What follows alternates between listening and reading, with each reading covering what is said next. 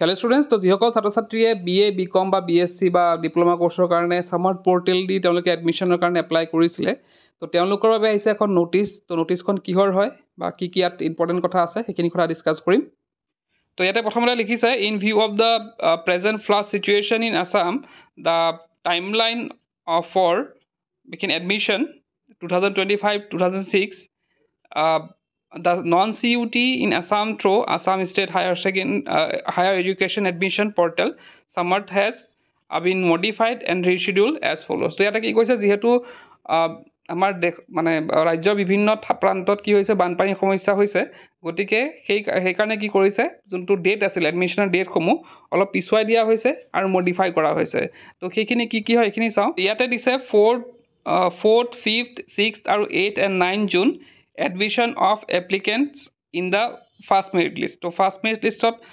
4, 5, 6, 8 আৰু 9 তাৰিখে কি হ'ব তো যোনটো এডমিশন হ'ব ফাৰ্ষ্ট মেৰিট লিষ্টৰ এইকেইটা তাৰিখত colleges May conduct admission 8 June which is Sunday as per ground situation. তো সানডে 8 June সানডে পৰিছে যদি কলেজে বিচাৰে তেওঁলোকে 8 June ল'ব পাৰে তো এইকেইটা দিনত হ'ব কোনটা দিনত হয় এইটো কলেজে ডিসাইড কৰিব আৰু তেওঁলোকৰ মানে 8 June যদি ইচ্ছা কৰে তেওঁলোকে 8 June ল'ব পাৰে সেইটো তোমাকে চাই ল'বা কলেজৰ ৱেবছাইটত বা নোটিফিকেশ্যন হয়তো পাবা তাৰপিছত আছে 10 আৰু 11 June preparation and locking the second merit list by HEIs before 3 PM 11 June তো ইয়াতে কি কৈছে তো 10th আৰু 11 June কি হ'ব সেকেন্ড মেৰিট লিষ্ট প্ৰিপেয়াৰ কৰা হ'ব আৰু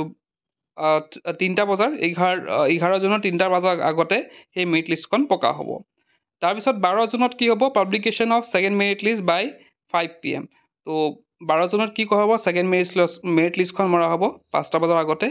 তাৰপিছতে 14 16 17 আৰু 18 June কি হ'ব admission of applicants in second merit list তো যিসকলে সেকেন্ড মেৰিট লিষ্ট পাব তেওঁলোকে 14 16 আৰু 17 আৰু 18 তাৰিখে তেওঁলোকে এডমিশন ল'ব পাৰিব আৰু 19 June কি লিখিছে registration and application submission in Samarth portal for new applicants তো যিসকল নতুন এপ্লিকেন্টস আছে যিসকলে নতুনকৈ এপ্লাই কৰিব বা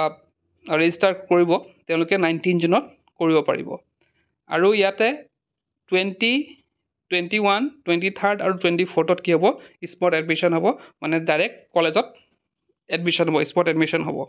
আৰু 1 August কি হ'ব কমিটমেন্ট অফ ফাৰ্ষ্ট সেমিষ্টাৰ ক্লাसेছ তো 1 আগষ্টৰ পৰা কি হ'ব semester first semester class black start hobo tolot likhise it is hereby informed that any deserving students whose name has appeared in any one of the merit list but could not take admission on account of flood situation during the